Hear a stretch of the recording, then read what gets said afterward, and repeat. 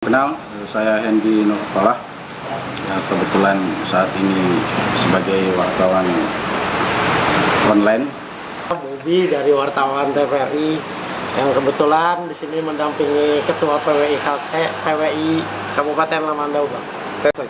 Selamat datang di channel WMP-MC. Seperti biasa channel WMP-MC kita akan bahas seputar dunia broadcast, di mana dunia broadcast adalah dunia MC. Kali ini kita juga akan membahas orang-orang yang punya prestasi. Dan orang yang punya prestasi kali ini yang hadir di channel WMP-MC adalah Ketua Persatuan Wartawan Indonesia Kabupaten Lamandau dan wartawan TVRI Kalteng yang ada di Kabupaten Lamandau. Silakan kenalan dulu, Bang. Salam kenal, saya Hendy Nurfalah. Ya, kebetulan saat ini sebagai wartawan online Borneo News, dan kebetulan juga dipercaya teman-teman sebagai Ketua PWI Kabupaten Lamandau, Persatuan Wartawan Indonesia Kabupaten Lamandau. Persatuan Wartawan Indonesia Kabupaten Lamandau. Silakan perkenalan dulu. Terima kasih, Bang. Saya Bobi dari wartawan TVRI yang kebetulan di sini mendampingi Ketua PWI Kabupaten Lamandau, Bang. PWI Kabupaten Lamandau. Kita santai aja, Bang. Boleh minum, ngobrolnya santai aja. Baik. Ini tadi inilah bukan prestasi, hanya profesi saja. Kalau banyak prestasi kan saya juga nggak punya prestasi. Ini merendah untuk meroket ya. Menjadi wartawan kan tidak mudah, Bang. Ya. Menjadi seorang wartawan itu tidak mudah. Nah, bagaimana akhirnya Bang Hendy sendiri sama Bang Bobi menjadi seorang wartawan? Prosesnya gimana? Kalau saya sendiri menjadi seorang pewarta itu sejak tahun 2013, masih baru. Dan kebetulan sejak tahun itu pun di satu media, yakni Borneo News, yang saat itu masih tergolong atau kategori masih media cetak. Media cetak.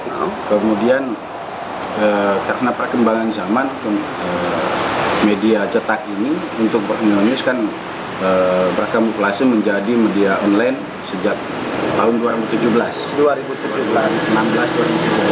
sehingga saat ini menjadi wartawan online dan kebetulan baru di satu media. Nah, untuk di PWI saya gabung dengan organisasi Persatuan Wartawan Indonesia.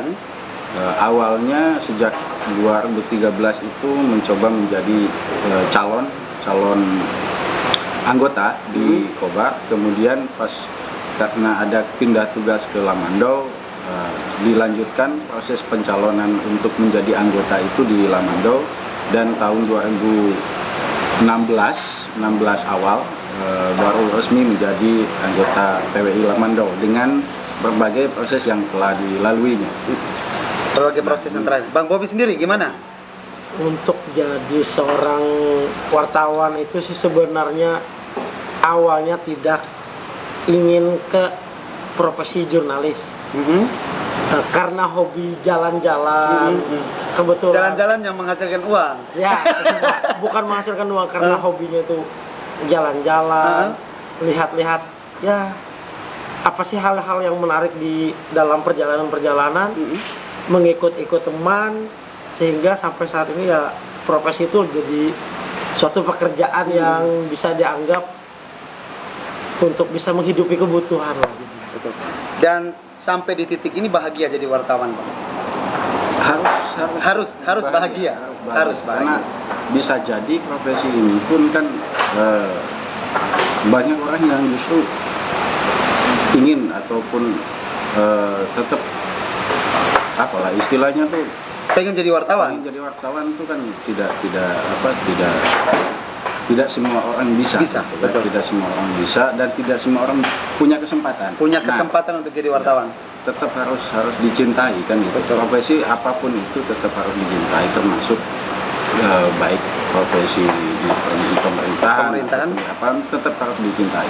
Apapun ini, meskipun prosesnya memang tidak semulus atau tidak semudah yang dibayangkan. Iya, kata orang tuh orang akan besar pada masanya, Bang. Ya. Baik, Bang mungkin sampaikan juga alamat sekretariat PWI di Lamandau, Persatuan Wartawan Indonesia Kabupaten Lamandau di Lamandau ini di mana, Bang? Sekretariat PWI Lamandau itu ada di jalan Geser Rangkap lagi. Samping kursi. Nah, Geser Rangkap di jalan Geser Rangkap RT 3 lain. Entar dulu lah. RT 2 loh di situ. RT1, RT2. Ya, yang RT3, RT3. RT 3. Ya, RT3, ya. Di jalan ini di RT 3 Nangabuli, di situ ada sekretariat PWI Lamandau yang mungkin saya ulas sedikit lah kaitan dengan PWI Lamandau. Boleh sambil minum, Bang. Nah, kebetulan saya ini menjadi ketua PWI Lamandau itu untuk yang kelima. Kelima kali? Bukan, maksudnya itu Oh ya, bukan. Sejak berdirinya PWI, Bang orang kelima. Pikirnya 5 periode, Bang. Nah, jadi sejak berdirinya PWI Lamandau itu di kisaran tahun 2008-2009 itu namanya organisasi kan ada regenerasi ya. Saya ini termasuk pengurus yang fase kelima yang dikukuhkan pada atau dipilih di tahun 2018 di 2019, kemudian dilantik di 2020. Nah, dan habis nanti sekitar bulan 2 bulan lagi, April itu habis masa kepengurusan. Berarti masa kepengurusannya 2 tahun ya? 3 tahun. 3 tahun ya? 3 tahun tetap ada proses pemilihan pengurus lagi. Dan ya, layaknya organisasi pada umumnya, sama juga organisasi Persatuan Wartawan Indonesia pun juga memiliki anggota dan juga ada proses pemilihan yang demokratis yang tetap terbuka untuk begitu. Baik, Bang, dalam dunia saat ini yang serba digital, Bang, ada berbagai macam berita. Ada berita yang nyata, benar, kebenarannya ada, kemudian ada berita yang hoax. Nah, bagaimana menghadapi situasi saat ini, Bang? Dan bagaimana masyarakat harus bisa memilih antara berita yang hoax dan berita yang benar? Bagaimana tipsnya, Bang? Nah, jadi betul yang disampaikan Bang Rempi ini, bahwa saat ini adalah kalau kami istilahkan adalah tsunami informasi. Tsunami informasi. Jadi informasi sangat mudah didapat, apalagi dengan pesatnya perkembangan dunia digital ini, dunia elektronik khususnya online itu, maka informasi dapat kita peroleh meskipun tidak kita cari. Betul, karena bisa ketika kita lewat buka gadget saja sudah informasi bertebaran di situ. Nah, yang berkaitan dengan yang ditanyakan tadi, kaitan dengan membedakan berita hoax yang betul-betul berita dengan berita hoax ya, atau bukan berita.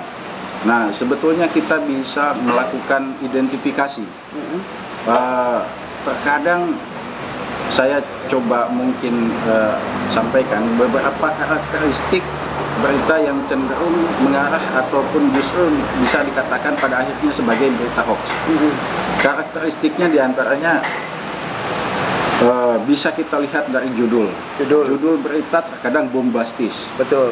Kenapa bombastis? Karena berita hoax itu biasanya adalah memancing si pembaca untuk memfokuskan pandangannya, memfokuskan pemahamannya terhadap apa yang dia lihat. Makanya kadang bombastis judulnya. Iya. Kemudian karakteristik berita hoax juga bisa kita identifikasi dengan melihat apakah yang dimuat itu ataupun yang ditulis dalam pemberitaan itu tergolong opini atau berita fakta. Nah, kalau berita hoax itu biasanya cenderung ke opini. Kemudian ciri lain dari berita hoax adalah tidak menampilkan atau tidak menyertakan narasumber. Betul. Jadi narasumber tidak disertakan di situ. Padahal salah satu syarat untuk memuat berita itu atau menjadi berita itu ada narasumbernya. Nah, selebihnya mungkin bisa juga tendensius. Jadi lebih ke menyerang orang tertentu. Bisa menyerang, bisa menyudutkan, bisa juga tidak layaknya berita yang menginformasikan, tapi mengarahkan orang atau pembaca itu menjustifikasi seseorang yang disudutkan itu. Nah, karakteristik itu. Kemudian banyak lagi identifikasi atau karakter yang lain atau ciri yang lain, diantaranya adalah yang paling bisa kita cari adalah apakah media yang memuat berita itu atau informasi itu adalah media yang kredibel atau bukan. Iya, media yang diakui oleh pemerintah atau bukan media yang diakui pemerintah. Jadi media itu untuk saat ini bisa kita lihat dari verifikasi, apakah media itu terverifikasi di Dewan Pers, ya, sebagai wadah yang atau sebagai lembaga yang menaungi media dan wartawan atau tidak. Nah, bisa jadi media yang tidak terverifikasi itu justru memproduksi berita atau konten-konten yang mengarah ke pemberitaan hoax itu tadi. Jadi sangat banyak. Nah, cuman yang mungkin selain apakah kita bisa mendeteksi, membedakan berita hoax dengan yang tidak itu seperti apa, kita juga tetap kembali ke si pembaca itu sendiri. Karena penting juga tentang tentang kemampuan seseorang mendeteksi ataupun mengkategorikan bahwa berita ini hoax atau betul-betul berita yang diproduksi secara benar. Nah, makanya penting di sini adalah literasi digital. Literasi digital banyak digali apa saja yang bisa untuk kita memahami sejauh mana ataupun membedakan antara berita hoax dan berita yang betul-betul diproduksi sesuai dengan kaidah jurnalistik itu. Baik Bang, secara sederhananya ketika mendapatkan suatu berita yang lebih mengarah ke menyerang orang tertentu, itu pasti berita hoax? Tidak mesti? Tidak mesti, karena terkadang gini, berita hoax itu tidak bisa kita deteksi. Kadang ada juga berita hoax yang betul-betul dikemas dalam bentuk pemberitaan, meskipun pada akhirnya kita bisa temukan bahwa pada prinsipnya si berita itu ternyata hoax gitu loh. Nah, makanya membandingkan atau faktual atau tidak, apa yang disampaikan itu fakta atau opini, apa yang ada di dalam berita itu betul-betul informasi atau memang memiliki niat untuk tendensius itu tadi, menyerang. Kemudian apakah si narasumbernya ada atau tidak. Nah, itu bisa terkadang tidak mudah untuk membedakan mana berita hoax dan mana berita yang nyata. Penting literasi digital itu atau literasi itu ya penting.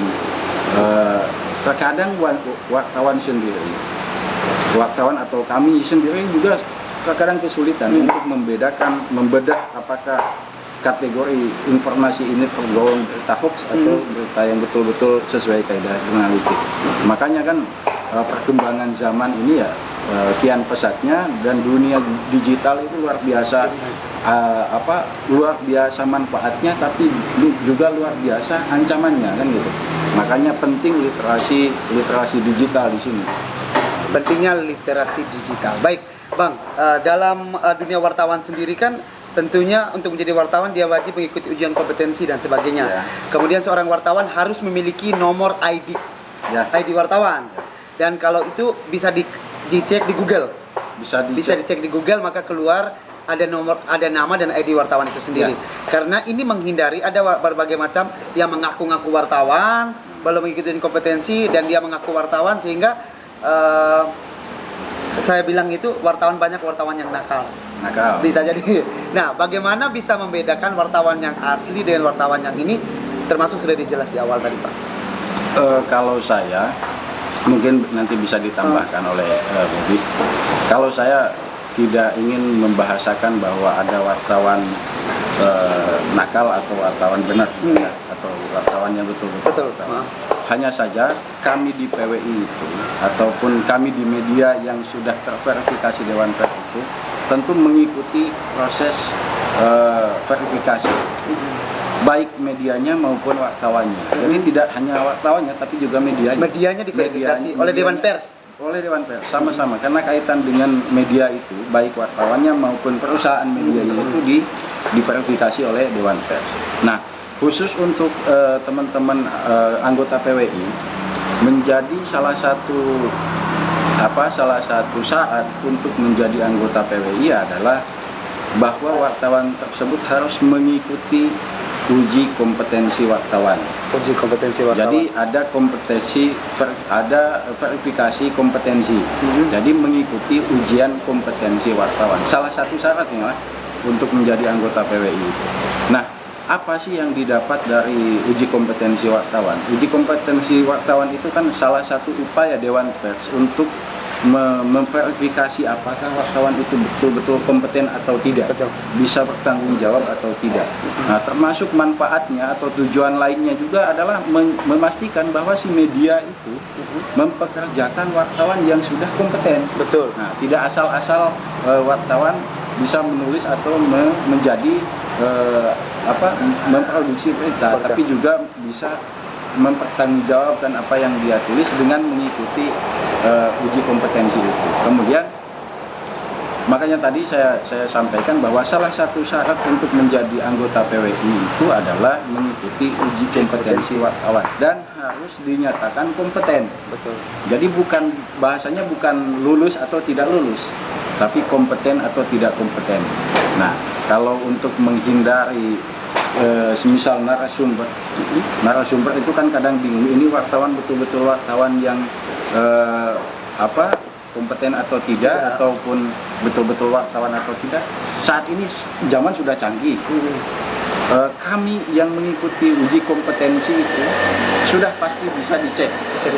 Tanpa harus kita bawa ID card pun, kita bisa cek di Google, di Dewan Pers itu, buka linknya ataupun websitenya Dewan Pers, kemudian klik di situ keanggotaan Dewan Pers. Misal tulis nama saya di situ, kita cek apakah betul-betul anggota Dewan Pers atau bukan. Nah, kalau sudah ada di situ nampak bahwa orangnya ini medianya apa, sudah ada. Nah, itu kan salah satu bentuk kemudahan untuk masyarakat umum mengetahui bahwa seseorang yang dikatakanlah itu pewarta atau wartawan itu memang betul-betul wartawan yang sudah terverifikasi atau belum. Saya bahasanya terverifikasi ya, bukan atau betul-betul kompeten atau tidak. Bukan bahasanya wartawan atau bukan, tapi kompeten atau belum kan gitu. Nah, bisa dicek di Dewan Pers itu tadi. Karena pasti yang menjadi anggota PWI pasti sudah mengikuti proses itu. Nah, jadi kami tuh ada dua identitas keanggotaan. Yang satu itu dikeluarkan oleh Dewan Pers, yang satu lagi adalah oleh PWI. PWI berarti pusat. dua keanggotaan ya? Dua keanggotaan. Pusat itu Jakarta berarti? Ya, pasti di Jakarta. Dewan Pers pusat kan di Jakarta. PWI pusat pun di Jakarta. Nah, kemudian salah satu syarat untuk jadi salah satunya itu menjadi syarat untuk menjadi keanggotaan resmi. Nah, jadi untuk menjadi anggota PWI itu ya harus ikut uji kompetensi dan harus dinyatakan kompeten baru menjadi anggota PWI gitu. Gimana, ada tambahan Bang Bobi? Cukup ya. Jadi kebiasaannya kan kalau Bang Bobi kan sering wawancara orang tuh gini. Nah, giliran diwawancara kami itu ada ini. Jadi agak menghindari sebetulnya karena kebiasaan kami kan di belakang layar ya. Jadi kalau kalian lihat berita Borneo News dari Lamandau, inilah pemeran utamanya. Dan kalau kalian lihat berita TVRI dari Lamandau, dan kalian lihat di TVRI Kalimantan Tengah, ini pemeran utamanya. Oke, Bang. Ini Aimannya. Kompas TV ada Aiman ini. Ini Aimannya Lamandau. Bobi Aimannya Lamandau. Kita mesti kupas dulu, Bang. Bang Bobi, sebelum kita bahas, ada berbagai macam berita yang harus diupload secepat mungkin, ada berbagai macam berita yang bisa ditahan beberapa hari. Nanti kita akan bahas dari bagaimana ciri berita yang harus cepat diupdate dan tidak. Bang Bobi, untuk menjadi seorang wartawan televisi itu yang dibutuhkan itu apa? Kalau untuk yang dibutuhkan yang pasti kamera kan, untuk merekam. Terus untuk biar berita itu sudah siap saji dipublikkan ke masyarakat, paling tidak kita itu mendapat data yang benar-benar real. Betul. Karena media TVRI itu media paling besar.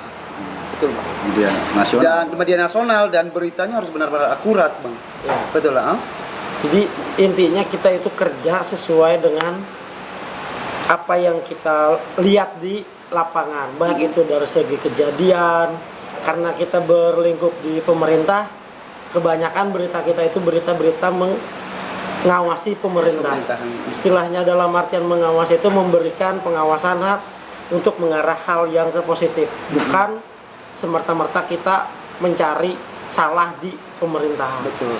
Itu sih yang lebih signifikannya untuk media-media punya pemerintah. Betul. Apalagi kalau media pemerintahan itu, kalau kita wartawan itu salah saja, salah memuat berita aja itu akan menjadi berita yang sangat viral. Betul nggak Bang? Betul itu.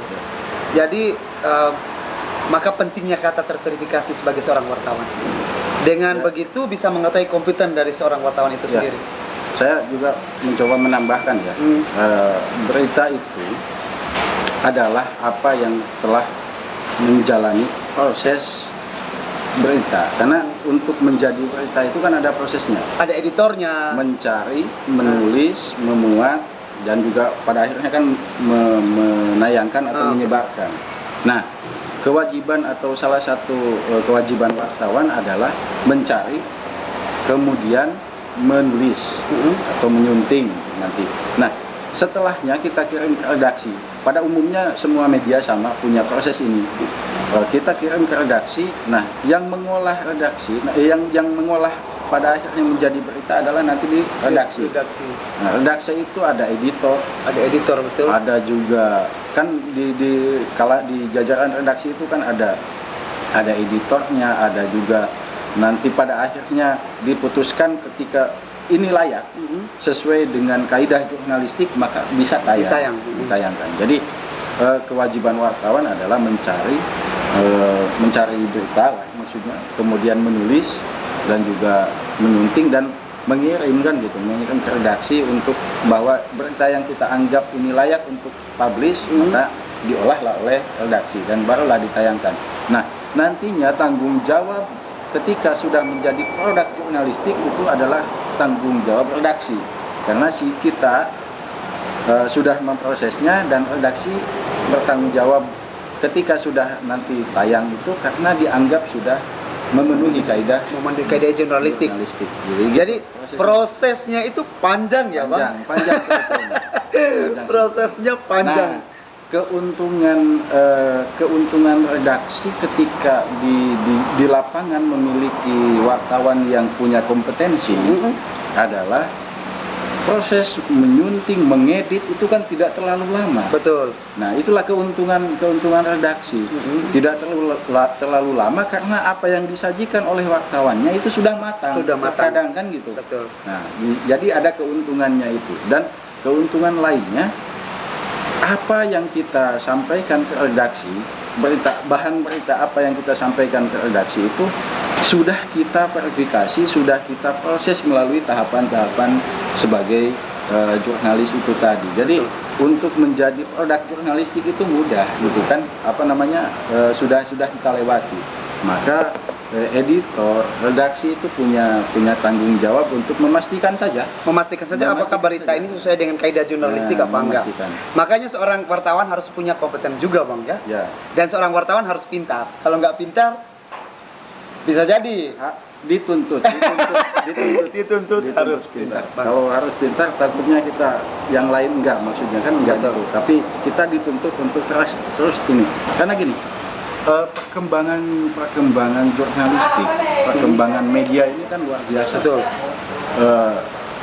Saya di 2013 itu ketika masuk baru menjadi wartawan itu tidak terbayangkan bahwa di Kalimantan Tengah ini akan mengalami pergeseran atau perkembangan yang pesat. Nah, sekarang kita bisa cari begitu banyak media online saat ini. Sekelas Kalteng pun banyak. Iya, betul. Nah, dulu itu ya kan kebanyakan cetak dan televisi. Sekarang meskipun itu ada pangsa pasarnya, jadi tidak bisa ditinggalkan juga, tetap ada pangsa pasarnya. Cuman kalau yang saya lihat atau yang saya rasakan bahwa perkembangan dunia digital itu juga memaksa kita untuk ikut beradaptasi. Berarti harus berinovasi ya, Bang? Inovasi tetap harus, karena kita juga beda loh. Tulisan untuk media cetak dengan media online itu beda. Beda. Pergerakan lebih cepat mana, Bang? Lebih cepat media cetak atau lebih cepat media online? Kalau media cetak itu kan biasanya ya, Bob, ada deadline. Deadline-nya itu gini. Karena cetaknya itu biasanya proses cetak itu dimulai sore lah kan sampai malam itu, maka deadline untuk kita mengirim berita itu minimal ada pembatasan jam. Jam 1 siang atau jam 2 itu sudah harus kita masukkan berita. Nah, kalau sudah online ini itu tidak lagi kita terpaku ke deadline. Cuman khusus untuk berita peristiwa yang kejadian-kejadian itu kan tidak bisa kita deadline. Kita menyesuaikan dengan apa atau kejadian atau peristiwa apa yang ada, dan jamnya pun kita tidak tahu jam. Malah terkadang ya 24 jam itu ya jam kerja kita gitu. 24 jam untuk yang online ya, untuk yang online. Nah, itulah kan ada adaptasi yang kita lakukan. Yang dari dulu cetak jam 12 atau jam 1 siang itu sudah tidak bergulat dengan proses jurnalistik. Nah, tapi untuk saat ini kita menyesuaikan dengan perkembangan karena kita digital ataupun online semisal, maka kita sesuaikan. Tidak, yang penting kita tidak kehilangan peristiwa kan gitu. Karena apalagi berita itu kan harus memuat salah satu syarat menjadi berita itu adalah memuat bahwa informasi yang kita sampaikan itu memiliki nilai yang penting. Nilai penting untuk masyarakat, untuk banyak atau halayak lah gitu. Nah, jadi kalau nilainya penting untuk masyarakat, maka berita itu tidak boleh ditunda-tunda. Makanya ada istilah berita basi kan. Berita basi itu berita yang tidak sesuai atau waktunya sudah terlampau lama. Ini nyala kejadian dengan penayangan itu memiliki gap waktu yang lama. Nah, itu kadang kan basi bahasanya lah. Oke. Bang, nanti kita akan bahas bagaimana sebuah peristiwa harus cepat dimasukkan di media online atau media cetak atau berita. Nanti kita akan bahas, kita istirahat dulu. Kita akan minum dulu.